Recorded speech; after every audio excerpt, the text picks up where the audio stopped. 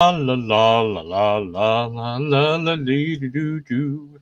The converted man is here, and it's time to do a video, I guess. Here is the video I'm about to cover right now. It's called Show Yourself by the Christian Apologist. He interviewed me.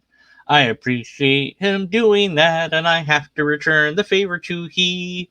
This song sucks. Okay. Anyways, all right. So, this is video kind of directed at me, but also, I guess, to the audience, you know. And in this video, he talks about our interview a little bit and asks me a question, makes some statements, etc. Now, I said in the comment that I left that I would read my comment and then provide some mussing as well. So I'm going to do that. Now, this is unusual because normally I would play the video and respond to each bit of the video. But I figure if you are interested in his video, you can check out his video and play it yourself and listen to what he has to say directly. And if I get anything wrong or I miss any points, you can point those out. But I figure if I do it this way, he doesn't have to listen to himself, and like that might be better for him. I don't know. It might be the wrong way to do it. But anyways, whatever. This is how I'm doing it. All right. So he in the video he said that I had a list of titles for myself, labels, so I clarified that. It says skeptic, atheist, agnostic, atheist, all fit. So all of those labels fit me for what I am as far as non-believer. I'm not just an atheist. I'm an atheist because I'm a skeptic. I'm also agnostic in some regards, depending on how you view it. And atheist certainly fits for the word God itself. Although I don't fully agree with how atheism frames it per se, but I do have problems with what the word God even means. And I don't know if that's due to natural language or due to that people disagree on it, or maybe a combination thereof. But at any rate, there's a lot of titles I have. Okay. So I then said the full context of what I said appears at the time index 1306 in the interview, which I've linked in this video's description.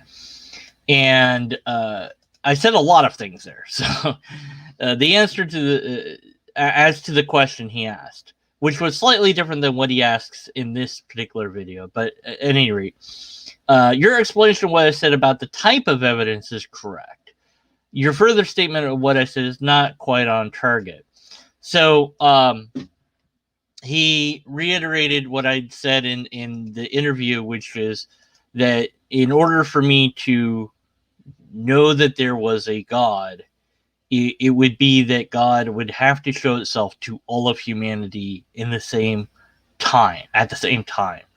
And the reason for that is it would eliminate my skepticism in regards to that. If God just showed up for me personally, I could think that that was a hallucination or a dream or a vision or any number of things. And so I would want it to reveal itself to all of humanity. Now, note this is about the question. The original question was about what I need God to do to prove it's real or something like that. I can't remember exactly what the question was, but but essentially it's like, well, why, do you have a problem with God or something like that? And it's like, no, I just don't believe in it because I don't have the evidence of it. That's all. So, at any rate, that I would agree that God existed, but would not, quote, believe in him. So, so he says, now he probably told me his real name, and my brain is not recalling it. So I do apologize. Maybe he says, nope. He doesn't. So I'm going to call him CA. Whatever. CA here had said in this video that I had said that even though I would believe that there's a God, that I would not believe in him. No, not exactly. That's not what I said. I said a lot of things. So granted, it's hard to recap what I said when I say like a paragraph of things, but no, I did not say that. This seems to me like almost that it really does change the meaning of what I did say when you say believe in him. Like do I believe in CA's character or abilities or whatever? Like, I believe in you, right? That means something different than I believe you exist. Obviously, I believe you exist. I have no choice, right? I know you exist. I don't even have a belief. I absolutely know you exist without a doubt, because you're right there in front of me. I can hear you. I can see you. If I was there, I could perhaps smell you and touch you, and I don't know that you'd want me to taste you, but I suppose if you allowed that, I could do it. Not that I would need to. I'd have all my senses, and then some. I could also run tests to further confirm that you exist, and others could look at that and also confirm that yes, indeed, you are there. So there's plenty of evidence, right? All right, but that's different than the statement that I believe in you, which is more about I believe in your character, or I believe that you have the ability to surpass some challenge or overcome some difficulty, etc. So that statement is very, very different. It's a very emotional driven statement and not what I had said. So I said, no, I would not know what type of thing God was until I and others talked to it. And thus, once interviewed, I could have an informed choice on if following it would be within good ethics to follow it, which I suppose I could have framed that sentence better, but whatever, that's what I wrote. So if I talked further to CA about non-religious stuff, we got to know each other on a personal level, I could then make an informed decision on whether or not I like the guy, right? Like on a personal, friendly level. I'm grateful that he did this interview. I think that's very kind of him. He was very kind to me during that interview, very professional. But on a personal level, I don't know very much about this person. That's an emotional thing. I could not call him friend. Certainly wouldn't call him enemy. Wouldn't, it's just, here's a person that I've encountered. This is an acquaintance, something like that. And in order to call someone friend, I have to know them for a while. I have to get to know them, talk to them, and whether that be in text or verbally or both, that, and then I could make an emotional choice of whether or not that, this is a person that I want to hang out with or talk to all the time or whatever, right? So that's very different than what I'm talking. What I'm saying is, let's say you have an ethical system, and that ethical system is, X, Y, and Z, whatever it is. And so in order to understand, I've never heard of the ethical system before. It's not written down. It is purely your ethical system. Well, then I have to understand it. If somebody else wrote about your ethical system, they might have gotten that wrong. If somebody else copied that ethical system, they might have gotten that wrong. So I would rather have it from the source, what the ethical system was, and for you to explain it and be able to answer my questions about it so that I fully understand the ethical system that you want me to follow. And then at that point, I can make an informed decision on whether or not I would follow that ethical system. But that's still different than believing in you as a person, like being your friend or whatever, because I could potentially be somebody's friend but disagree with an ethical system or an idea that they had or whatever. All right. All right, so let's see. What makes me think God must do what I want it to? So this is uh, in the video. Oh dear! Why did I do that? I tried to make it bigger. There we go. In this video, CA says, now see, this is maybe why I should have played the video and then responded, but whatever. That why do you think God has to do this? Like, why should God reveal itself to all humanity? God's not going to kowtow to our demands. And this is a very typical theistic response that I've heard and read many times. Like, God's not going to do what you want. How dare you ask God? It's God. Who are you to ask God or demand God to do this thing so that you believe in it? And it's like, no, it's not a demand. It's just what seems to be reasonable. Okay. But I object to the phrasing of the question. No one must do anything. They can only be compelled to do so by logic or emotion or both. If there is a God and it wants humanity to know it exists, asterisk, which is, and it has the ability to do so, then it can make it known. If God wants to and can make itself known to all humanity, then obviously it can and will do that. It has not done it. So either it doesn't want to or it can't, or both. This is not an order. Rather, it's a logical thing to do. So then I give examples by analogy. If I want Jill to know I exist, I must make my existence. I can't even read what I wrote. That's great. Great content, Deconverted Man.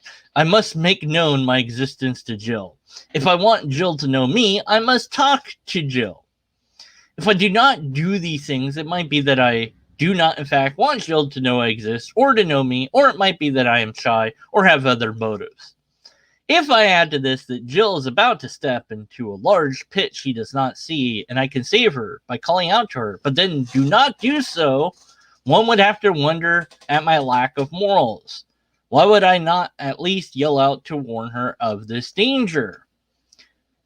If I was a time traveler who knew the danger to Jill and could stop it myself, but decided to travel back in time years ago before the event, to then explain to a friend to write down the danger, and then have a different person copy that letter, but translate it into a different language, and then have other people write what they thought the danger might be, then have the original version of the letter destroyed, and then have more people translate it and comment on it and add things to it. Then years later was coded into a book that is debated about and unknown in many parts of the world, where maybe Jill might find this book and maybe think it might be true, and then follow advice that it has about the danger. One would have to wonder what sort of mad, insane person I would be to set up such a flawed system of delivery to Jill.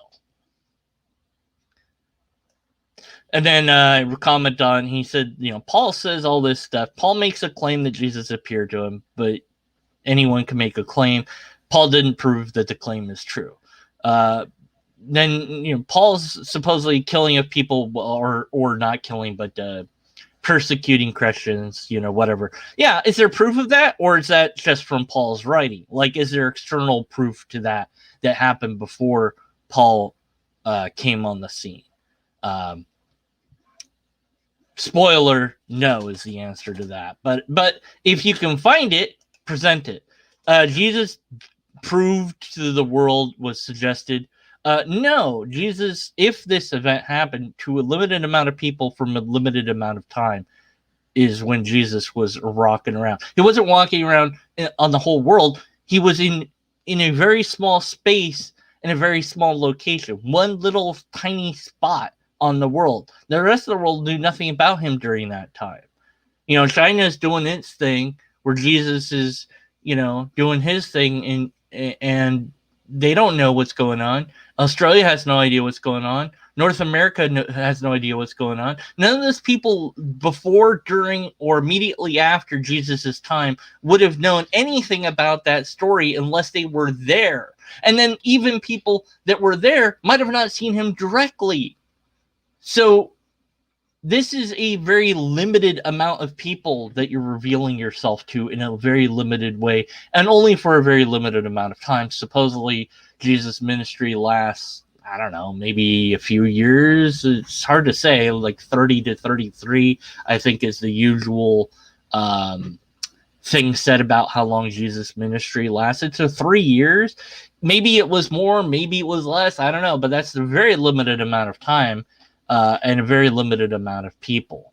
Even saying, well, we had 1,000 people. You could, even if it was the whole of Jerusalem, which it wasn't, that's still not a lot of people, and it's certainly not the entire world at once. And then there was a claim made that we would kill Jesus again. Really? We would? Well, why? And also, so what? Like, if it's God and you shoot Jesus in the head, Jesus just goes, that's nice, and the bullet just, first of all, why would he allow himself to be shot? He's Jesus or God, but then why would God have to send Jesus? Couldn't God just appear as itself? Like, because you have the whole Trinity thing is a little bit confusing there. Like, Jesus is God, but God is the name of the three aspects of the Trinity or whatever. It's like, look, whatever. Look, don't just send a guy, Jesus. Just reveal yourself, like, to all of the world in like in the sky or I don't know, broadcast it. I don't know. There's all, send a million billion versions of Jesus at the same time. And if somebody wants to kill the guy, so what? It doesn't hurt him because he's got protection, whatever. He can't die. It's God. He can do whatever he wants, right? So it's silly. So I said, proof of that, please. And then I said, then make a response reading this one, some musty, which I'm doing right now. Okay, so there you go. There's my response to this. And the very typical question or counter, if you will, to God has to show itself to all of us. And then you fold your arms and go, God doesn't have to do anything. Well, yeah, but then I don't have to believe in it either, do I? Okay? It is a matter of you're positing this thing is a thing, and then you're making other assertions about it, but then this thing isn't revealing itself in a way that is coherent within what you've said about it. It loves us. Really? Okay. Well, how do I know that? Well, because it's written in this book. That's not enough. That doesn't do anything for me. I can write all sorts of things in a book. That doesn't make it true. I need some sort of proof of that. If I wrote I love everyone in a book, I mean, maybe somebody would believe it, but it's kind of ridiculous to say I love everyone because I don't know everyone. So as a human, we would object to that. We'd object to somebody saying I love everybody. It's like, no, you don't love everyone. Come on, But when it's attributed to this thing that knows everyone, knows all the things, then you go, okay, well, fair enough. If it knows everything, then it could love everybody. All right, sure, but I don't have proof that it's a thing in the first place. So all of the things that you're talking about are just things that I need more proof of. Every assertion about the entity is something that I need proof of. And it does no good to say, well, it already did that. It already revealed itself to humanity. No, it didn't. It already did this. It already gave us enough evidence. No, it didn't. Not for me, not for other people. According to a poll I'd seen on Pew Review, I think Pew, whatever it is. I can summon different polls if needed, but at any rate, last I knew, it was about 33% of the world was Christian.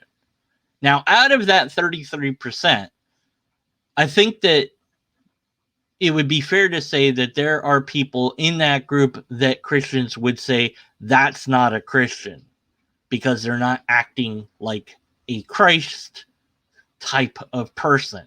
But what it is to be a Christian is, of course, nebulous, and you can't know true Scotsman people. So anyone could claim to be Christian, of course. So that's a problem. But at any rate, within that percentage, not all are going to be saved. There's support for that in the Bible. Not all of you who say Lord, Lord will, be able to see him or whatever, and yada yada yada. So out of that 33%, who knows how many are actually going to get the reward that they think that they're going to get in the afterlife. But that means the rest of the world isn't Christian, and so whatever their religion is, it doesn't count. It doesn't matter. It's not the right one, and so it's not. They don't get in. That's it. I'm the way, the truth, and the life. No one comes to the Father but through me. So that means they're also, you could be the wonderful, most terrific Hindu ever and really believe in all the stuff you believe. And maybe you never heard about Jesus or the Bible your whole life, die, and then it's like, yeah, well, by the way, you had the wrong religion. So I'm sorry, you're going to have to press this button and you're going to hell because you didn't believe the right stuff. That's it. That's what happens. Well, but I didn't know. Well, you did. You knew that there was a God deep down in your heart. What? Well, yeah, but I thought it was this God. I didn't know it was you. But that system that you're talking about here is a system you believe is true. It is not a system that has been demonstrated to be true. Why should God reveal itself to all of humanity if it's able to do so and it wants us to know about it, then it should logically follow that it would do that. But then you add in that there's a terrible, horrible consequence awaiting for us, this existential crisis presented by Christianity and some other religions as well, but focusing on Christianity, that if you don't pick, and this is, might not be his version of Christianity, so I don't wish to straw man him, but I'm saying broadly speaking, if you don't believe the certain things and say the certain things and act the certain way or whatever, you are screwed. Okay. And God couldn't help but set up the system the way that it set it up. Okay. Weird, but whatever. God needs there to be free will. It needs that you be able to make a choice whether you believe in it or not. So it has to hide. But then I don't have a choice because I cannot believe in something that I don't see. And not just that I don't see, but also that there's absolutely no way to verify. Because there's things that I can't see that I can verify. The wind or air. And actually we can see the air with technology. But there's nothing that we can do to verify this thing that we're talking about called God, called Yahweh, called Jesus. So you're saying it really cares about humanity. It knew what we were going to do before we did it. It couldn't help but set up this incoherent system where we don't really have a choice, but people assert that we have a choice to believe in it or not, then try to prove that it exists, which would then take away our choice to believe if we had that proof, which we can't. So it'd have to be completely on faith, which some people like myself reject because I don't want faith. I want facts because I'm doubting Thomas, but actually I'm more doubting than doubting Thomas. Thomas wasn't good enough as a skeptic. But that this is a system presented that is so incoherent that it requires apologists to explain why it's not actually incoherent. But when you're in the system, when you're part of it, you believe it, and you believe the explanations about it. It isn't until you're out of the system that you can see the flaws. Now, again, broadly speaking, there are people that are in the system that can see the flaws, but that's the exception to the norm. For the most part, when you're in a system of belief, the explanations of the problems of that belief will make sense to you and must do so because of what's called cognitive dissonance, which occurs when you try to hold two opposing views in your head at the same time. So if you start to question your beliefs about whatever it is, Hindu beliefs or Jewish beliefs or Christian beliefs or whatever, it's easier for your brain to say, oh, well, here's an answer to this dilemma that makes it all make sense. Oh, okay. Now I don't have to worry about this anymore. Now I can go back to having this belief and I don't have to challenge it, and I don't and it won't go away, and that's comforting at some emotional level. Now, fair enough, you could criticize a skeptic and say, you too, you as well, and say, well, but you might be in the same position. Absolutely. That's why I want to be skeptical of my own ideas. And I ask others to help me to be skeptical of my own ideas. Because I want to make sure that I am, in fact, doubting things, and that I am examining things fairly, that I don't take the doubt too far and start to believe in nonsense, that I don't, do the things that I once did. So the answer of why we would expect this thing to do stuff is logic. That a logically coherent being would perform in a logically coherent manner. So we have to posit some things about this being. So here's my syllogism. I've been actually working on this for a while. But it's a hypothetical syllogism, so all you have to do is object to the first premise or say I got something wrong, and then the rest of it falls apart. Okay, so if God is a logically potent entity, and a logically potent means it cannot commit logical fallacies. Okay, by the way. So if God is a logically potent being, it cannot commit logical fallacies, or it does not exist. So let me rephrase this because I'm still working on it, obviously. But okay. In order to exist, the entity must be a logically potent being. All right. The entity is not a logically potent being, thus it can't exist, right? Okay. Something like that. Again, I'm still working on it.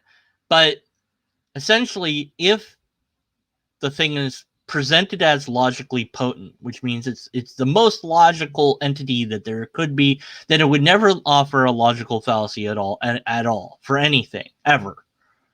Yet, it does, therefore it's not logically potent. If it's not logically potent, then it's illogical, or to some extent, like the rest of us. And then you might not be able to trust it. And if you can't trust it, then who cares?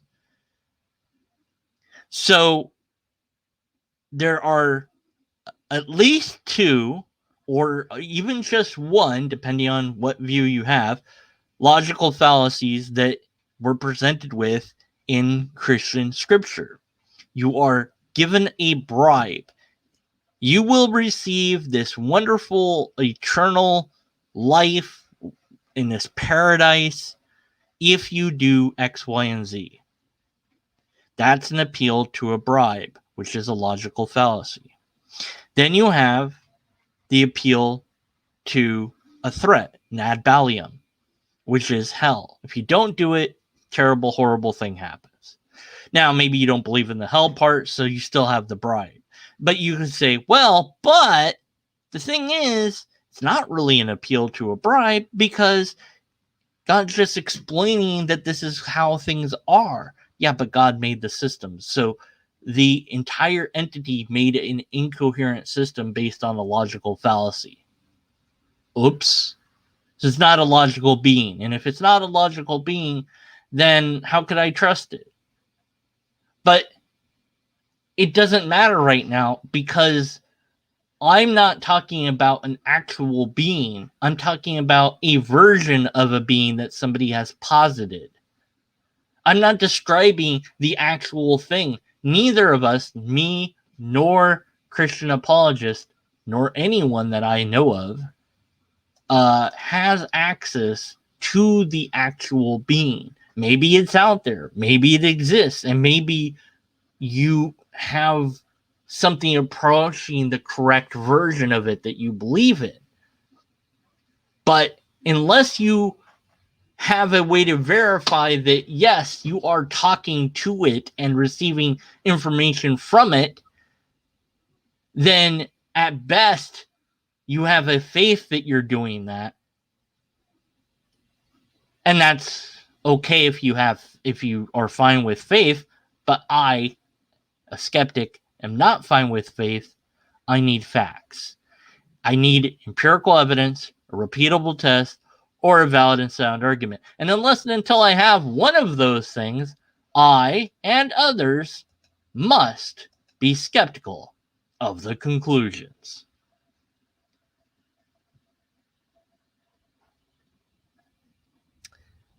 Thanks for watching.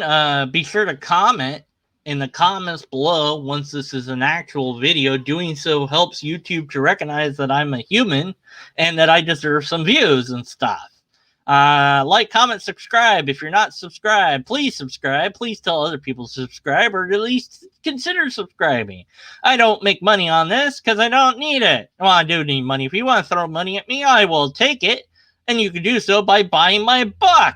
Buy my book. My book is on Amazon, called Caught Between an Infinite Hope and a Finite Despair. It's the story of my deconversion. This one guy read it in less than a day. So if you're a fast reader, it's short, easy to read, and he liked it. So there you go. Yeah, one person likes it. Other people have bought it. I only have one review on Amazon.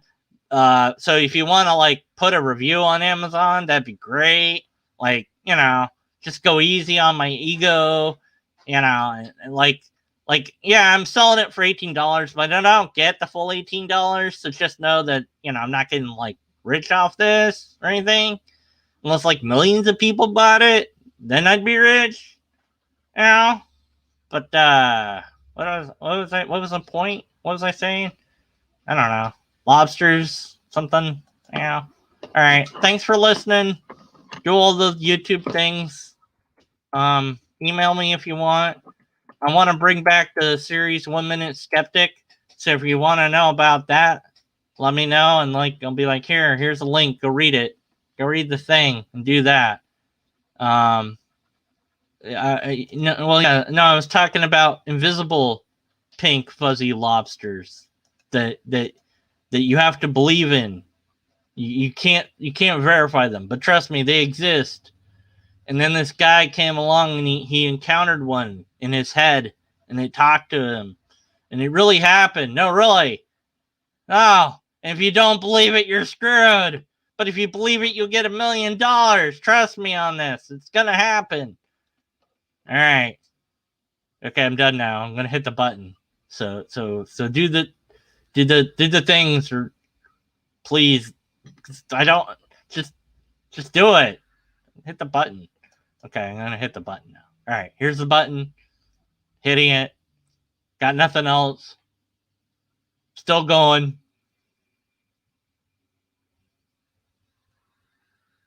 Bye.